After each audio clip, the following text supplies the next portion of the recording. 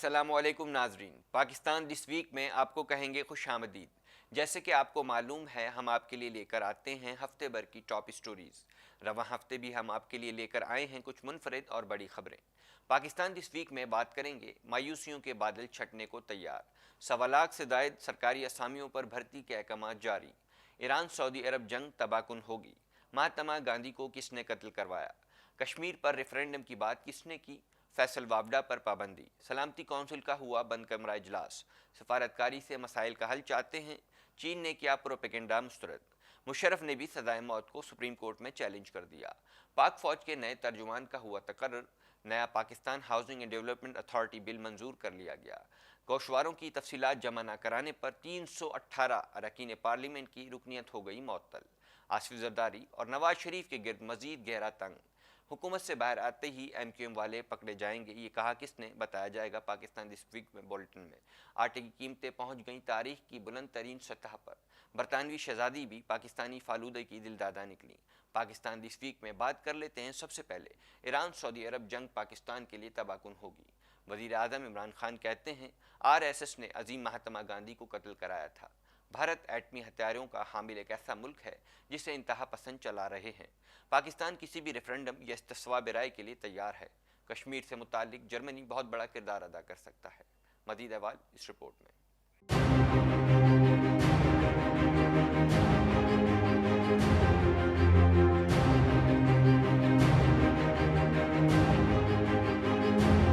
वज़ीर आज़म हाउस में गैर मुल्की खबर रसा इदारे को एक इंटरव्यू के दौरान इमरान खान का कहना था कि मैं वो पहला लीडर था जिसने दुनिया को इस बारे में खबरदार किया था कि भारत में क्या हो रहा है।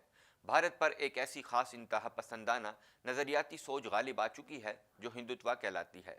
ये आरएसएस की नज़रियाती सोच है। जर्मन नाजियों से मुतासिर होकर और उसके बानी नस्ली बरतरी पर यकीन रखते थे। भारत के लिए अलमिया है और उसके हमसायों के लिए भी कि भारत पर आरएसएस ने कब्जा कर लिया है। वही आरएसएस जिसने अजीम महात्मा गांधी को कत्ल कराया था।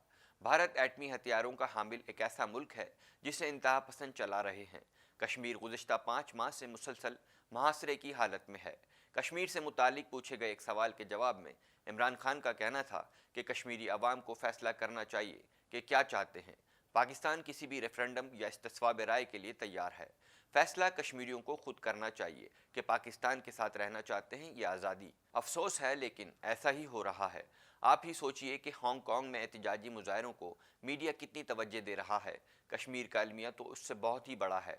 एक सवाल के जवाब में उनका मजीद कहना था कि भारत बड़ी मंडी है और 80 मिलियन कश्मीरियों के साथ जो कुछ हो रहा है और जो कुछ भारत में मजमूई तौर पर अक़लियतों के साथ भी, उस पर बैनुल-अक़वामी बिरादरी के रवैये पर कदरे सर्दमहरी पाई जाती है। वज़ीर आज़म का मजीद कहना था कि कश्मीर से मुतालिक जर्मनी बहुत बड़ा किरदार अदा कर सकता है। जर्मनी यूरोप का मजबूत तरीन मुल्क है और यूरोपीय यूनियन का बहुत बड़ा रुकन मुल्क है। वज़ीर आज़म इमरान खान ने मुल्क भर में 1.25 लाख से ज़ायद सरकारी असामियों को फौरी तौर पर पुर करने का हुक्म दे दिया। वजारतों और महकमों की गफलत के बायस 1.25 लाख से ज़ायद सरकारी नौकरियां भर्ती की मुंतज़िर हैं। पीएम डिलीवरी यूनिट ने वजारतों और महकमों की इस्तेदाद कार पर रिपोर्ट तैयार करके तफसीलात वज़ीर आज़म को पेश कर दी, जिसके मुताबिक 35 वजारतों में 1,29,000 असामियाँ खाली हैं, जिनमें से 4,000 असामियाँ फेडरल पब्लिक सर्विस कमीशन के ज़रिए पुर होना है। मज़ीद अहवाल इस रिपोर्ट में।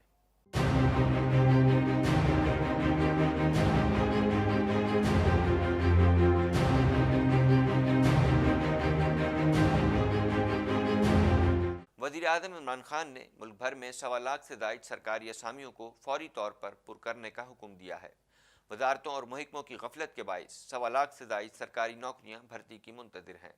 पीएम डिलीवरी यूनिट ने वजारतों और महकमों की इस्तेदाद कार पर रिपोर्ट तैयार करके तफसीलात वज़ीर आज़म को पेश कर दी, जिसके मुताबिक 35 वजारतों में 1,29,000 असामियाँ खाली हैं, जिनमें से 4,000 असामियाँ फेडरल पब्लिक सर्विस कमीशन के जरिए पुर होना है। रिपोर्ट के मुताबिक ग्रेड 21 और ग्रेड 22 की 96 असामियाँ खाली हैं।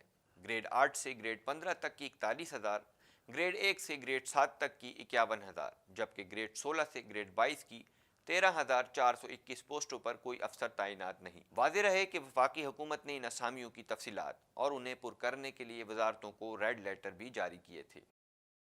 नाजरीन, अब बात कर लेते हैं वफाकी वजीर फैसल वावडा पर लगी पाबंदी की। وزیر اعظم عمران خان نے وفاقی وزیر برائے آبی وسائل فیصل وافڈا کے ٹاک شوز میں شرکت پر پابندی عائد کرتے ہوئے ان سے نجی ٹی وی کے ٹاک شو میں رویے پر وضاحت طلب کر لی۔ وفاقی وزیر برائے آبی وسائل فیصل وافڈا نے ایک نجی چینل کے ٹی وی شو میں فوجی بوٹ کے ساتھ شرکت کی تھی، جس پر انہیں مختلف حلقوں کی جانب سے تنقید کا نشانہ بنایا جا رہا ہے۔ مزید جانتے ہیں اس رپورٹ میں۔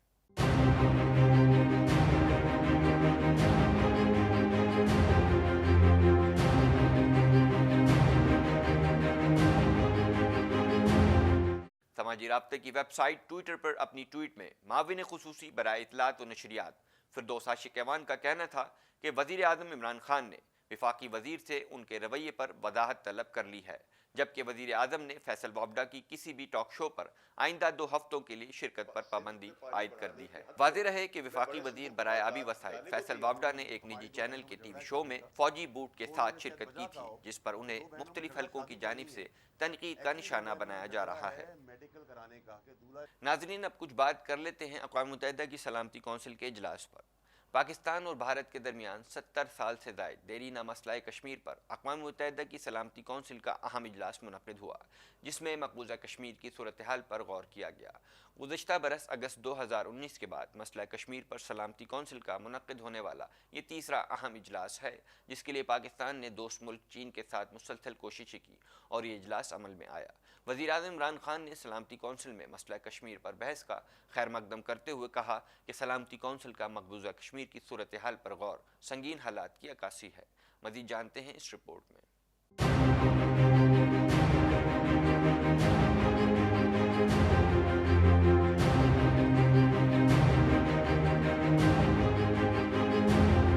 گزشتہ برس اگست 2019 کے بعد مسئلہ کشمیر پر سلامتی کونسل کا منعقد ہونے والا یہ تیسرا اہم اجلاس ہے، جس کے لیے پاکستان نے دوست ملک چین کے ساتھ مسلسل کوششیں کی اور یہ اجلاس عمل میں آیا۔ اجلاس کا انعقاد اقوام متحدہ کے تحت ڈپارٹمنٹ آف پیس آپریشنز اور political and peace building affairs کی جانب سے کیا گیا ہے، جس میں 15 ممالک کے نمائندوں نے شرکت کی۔ اجلاس کا انعقاد مسئلہ کشمیر کی عالمی حیثیت کو ظاہر کرتا ہے اور عالمی برادری بھی اسے ایک اہم بین الاقوامی تنازع سمجھتی ہے۔ اجلاس کے بعد چین کے مستقل مندوب نے میڈیا کو بتایا کہ اجلاس میں کشمیر کی زمینی صورتحال پر غور کیا گیا۔ کشمیر ہمیشہ سے سلامتی کونسل کے ایجنڈے میں شامل ہے اور کشمیر پر چین کا موقف واضح ہے۔ Letters to the Security Council asking the Security Council to pay attention to the current situation in Jammu Kashmir, and the issue of India and Pakistan has been always on the agenda of the Security Council, and recently we have also seen some tensions.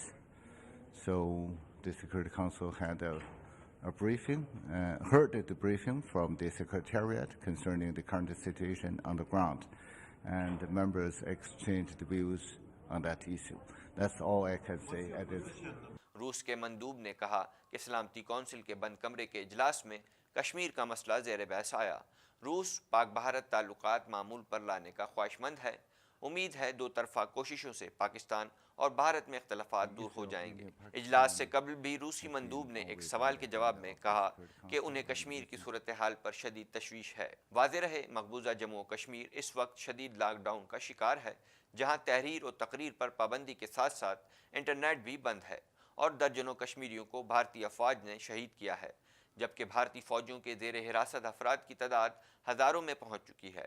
دوسری طرف سماجی رابطے کی web site پر tweet کرتے ہوئے وزیر اعظم عمران خان نے کہا کہ اقوام متحدہ کی سلامتی کونسل میں مسئلہ کشمیر پر بحث کا خیر مقدم کرتے ہیں۔ مقبوضہ کشمیر عالمی طور پر تسلیم شدہ متنازع معاملہ ہے اور مقبوضہ کشمیر سلامتی کونسل کے ایجنڈے میں شامل ہے۔ وزیر اعظم عمران خان کا کہنا تھا کہ سلامتی کونسل کا مقبوضہ کشمیر کی صورتحال پر غور سنگین حالات کی عکاسی ہے۔ مقبوضہ کشمیر کا تنازع سلامتی کونسل کی قراردادوں اور کشمیری عوام کی خواہشات کے مطابق حل ہونا چاہیے اور کشمیریوں کو حق خود ارادیت ملنے تک اخلاقی سفارتی مدد جاری رکھیں گے۔ وزیر خارجہ شاہ محمود قریشی نے کہا ہے کہ پاکستان مشرق وسطیٰ میں امن کا خواہاں ہے۔ ہم مشرق وسطیٰ میں سفارتکاری سے مسائل کا حل چاہتے ہیں۔ امریکہ پاکستان کا بڑا تجارتی شراکت دار ہے۔ امید ہے ٹرمپ جنوبی ایشیا میں امن کے لیے اپنا کردار ادا کریں گے۔ افغانستان میں امن مشترکہ ذمہ داری ہے۔ افغانستان میں امن کے بغیر خطے میں استحکام نہیں آ سکتا۔ فوجی تربیتی پروگرام کی بحالی پاک امریکہ دفاعی تعلقات کی بحالی کی جانب پہلا قدم ہے۔ مزید دیکھتے ہیں اس رپورٹ میں۔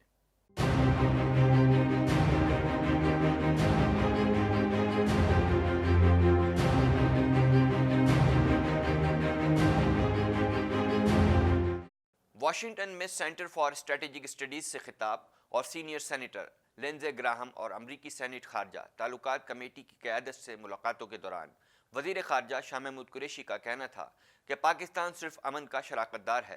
بین الاقوامی سطح پر پاکستان کا تشخص بہتر ہوا ہے۔ پاک امریکہ تعلقات صرف افغانستان کے تناظر میں دیکھنا درست نہیں ہے۔ پاکستان کا عرصے سے موقف رہا ہے کہ افغانستان کا مسئلہ کا فوجی حل نہیں، افغانستان میں امن مشترکہ ذمہ داری ہے۔ افغانستان میں امن کے بغیر خطے میں استحکام نہیں آ سکتا۔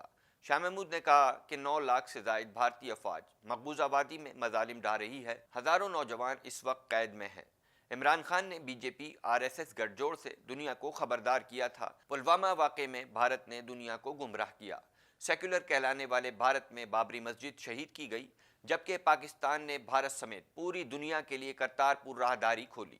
وزیر خارجہ شاہ محمود قریشی نے کہا کہ فوجی تربیتی پروگرام کی بحالی پاک امریکہ دفاعی تعلقات کی بحالی کی جانب پہلا قدم ہے۔ پاکستان اور امریکہ کے مابین دفاعی اور سیکیورٹی تعاون ہمارے دو طرفہ تعاون کی اہم کڑی ہے۔ ناظرین، اب کچھ بات کر لیتے ہیں دوست ملک چین کی۔ چین نے پاکستان سے تعلقات پر ہر قسم کے پروپیگنڈے کو مسترد کر دیا۔ چینی سفیر کہتے ہیں کہ پاکستان سے ہمارا تعلق صرف سی پیک کی حد تک نہیں بلکہ دفاع اور عالمی امور سمیت تمام شعبوں میں تعاون موجود ہے۔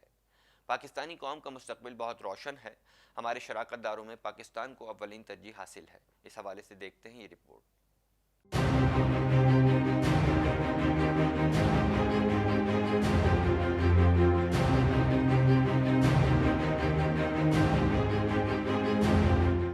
پاکستان میں تعینات چینی سفیر نے پریس کانفرنس کرتے ہوئے بتایا کہ مغربی میڈیا سنکیانگ کے حوالے سے غلط پروپیگنڈا کر رہا ہے، جبکہ ہانگ کانگ میں مظاہروں کے حوالے سے بھی پروپیگنڈا کیا جا رہا ہے۔ چین ترقی کر رہا ہے اور یہ ترقی پرامن طریقے سے ہے۔ چین کی ترقی کی سالانہ شرح میں گزشتہ سال اضافہ ہوا ہے۔ فی کس آمدنی $10,000 سالانہ سے بڑھ گئی ہے، اور آپ کو سنکیانگ کے دورے پر مدعو کروں گا۔ خود صورتحال کا جائزہ لیں اور حقائق دیکھیں۔ انہوں نے کہا کہ سی پیک کسی صورت سست روی کا شکار نہیں۔ گوادر میں تکنیکی تعلیم، ہسپتال، نیا ہوائی اڈہ، پاور پلانٹ اور صاف پانی کی فراہمی کے منصوبے مکمل ہوئے۔ سی پیک کے مزید 7 منصوبے مکمل 10 تکمیل کے قریب ہیں، جبکہ ریلوے مین لائن 1 منصوبہ جلد شروع ہو جائے گا۔ منصوبے پر خصوصی کمیٹی تشکیل دے دی گئی ہے۔ The second stage of the CPEC will be focused on 4 areas: industry cooperation, that is to empower the private sectors of Pakistan to establish joint ventures with their Chinese partners to enhance their capability of export and earning foreign exchange reserves. Another area we will give more attention is to the agricultural sector. Agricultural technology display centers will be established all over Pakistan.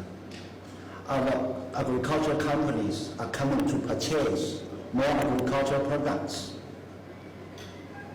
Commercial plantation of rice, sugarcane, cotton will be implemented with the support of the both sides.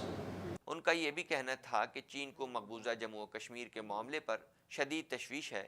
بھارتی غیر قانونی اقدامات اور طرز عمل خطے کی سلامتی کے لیے بڑا چیلنج ہے۔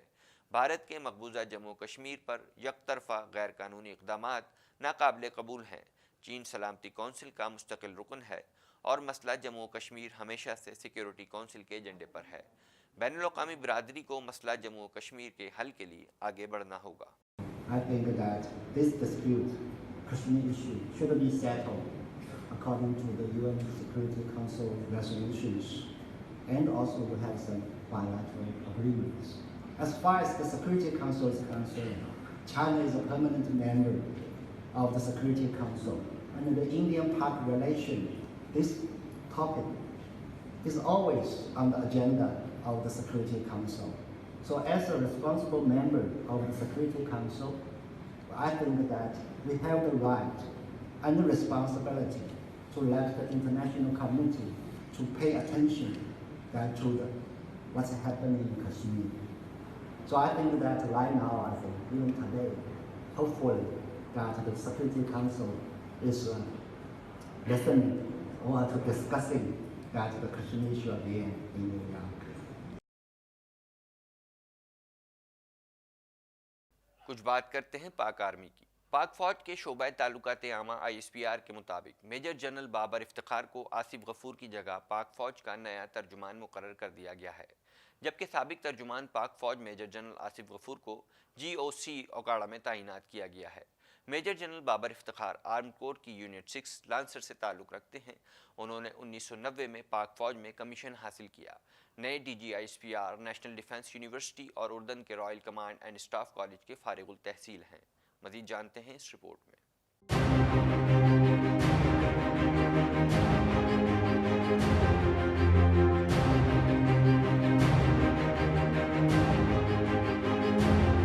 Major general Babar Iftikhar armed core की यूनिट 6 लांसर से ताल्लुक़ रखते हैं। उन्होंने 1990 में पाक फौज में कमीशन हासिल किया। नए DG ISPR national defence university और उर्दन के royal command and staff college के फारिगुल तहसील हैं।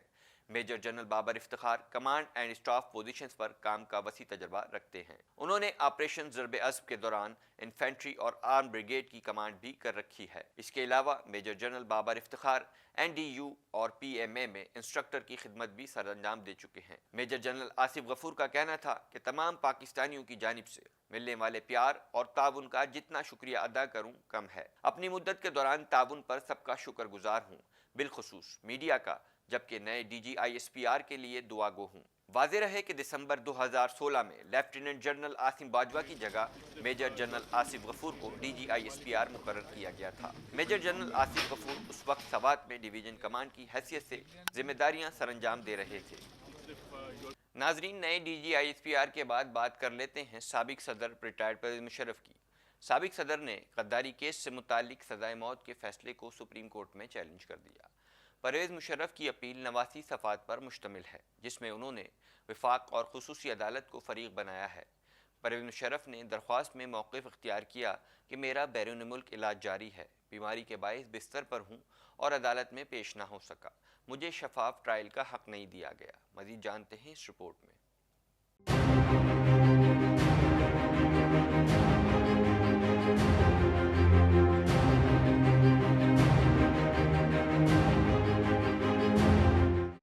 परवेज़ मुशर्रफ ने दरख्वास्त में मौक़िफ़ इख्तियार किया है कि मेरा बैरून मुल्क इलाज जारी है, बीमारी के बाइस बिस्तर पर हूँ और अदालत में पेश नहीं हो सका, मुझे शफाफ ट्रायल का हक़ नहीं दिया गया। दरख्वास्त में मज़ीद मौक़िफ़ इख्तियार किया गया कि खुसूसी अदालत के 17 दिसंबर के फ़ैसले से गैर मुतमईन हूँ। खुसूसी अदालत ने ट्रायल मुकम्मल करने में आइन की 6 बार खिलाफ वर्जी की। मेरे मामले में इंसाफ का कत्ल ना हो, इसलिए मुकर्ररा कानूनी मुद्दत में अपील दायर की। परवेज़ मुशर्रफ ने दरख्वास्त में खुसूसी अदालत का सजाए मौत का फैसला कालअदम करार देने की इस्तदा की। 3 रोज़ कबल लाहौर हाई कोर्ट ने साबिक सदर जनरल रिटायर्ड परवेज़ मुशर्रफ के खिलाफ संगीन गद्दारी केस का फैसला सुनाने वाली खुसूसी अदालत की तश्कील को कालअदम करार दे दिया था। वाज़ेह रहे कि खुसूसी अदालत ने आइन के आर्टिकल 6 के तहत मुल्क से गद्दारी का जुर्म साबित होने पर साबिक सदर और army chief general retired Parvez Musharraf को सजाए मौत सुनाई थी, जबकि तफसीली फैसले में कहा था कि कानून नाफिज करने वाले इदारे मुजरिम को गिरफ्तार करके सजाए मौत पर अमल दरामद कराएं। अगर परवेज़ मुशर्रफ मुर्दा हालत में मिलें तो उनकी लाश को डी चौक इस्लामाबाद पर घसीटा जाए और 3 दिन तक लटकाई जाए। कौमी असम्बली के बाद सेनेट ने भी नया Pakistan housing and development authority bill 2019 मंजूर कर लिया। चेयरमैन सादिक संजरानी की ज़ेर सदारत इजलास में हाउसिंग बिल वज़ीर पार्लिमानी अमूर आज़म सवाती ने पेश किया और मंजूरी पर अपोजिशन के किरदार को सराहते हुए कहा, ऐसा इत्तफाक रहा तो अवामी मसाइल पर कानून साजी कर सकेंगे। मज़ीद अहवाल जानते हैं इस रिपोर्ट में।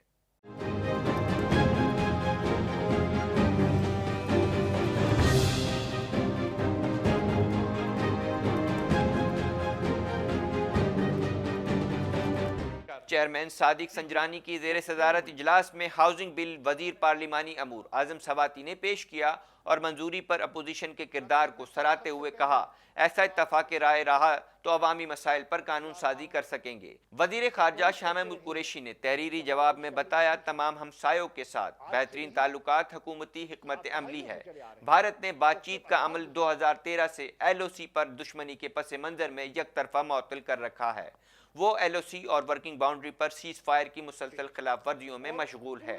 انہوں نے بتایا کہ ایران نے پاک بھارت تناؤ کم کرنے کے لیے ثالثی کی پیشکش کی، تاہم بھارتی رویہ علاقائی امن اور سلامتی کے لیے خطرہ ہے۔ سعودی عرب میں قید پاکستانیوں کی تعداد 3000 کے قریب ہے۔ ولی عہد کے دورے کے بعد 2080 قیدیوں کو رہا کیا گیا۔ پاکستان دس ویک میں ٹاپ سٹوریز کا سلسلہ جاری رہے گا مگر اس بریک کے بعد۔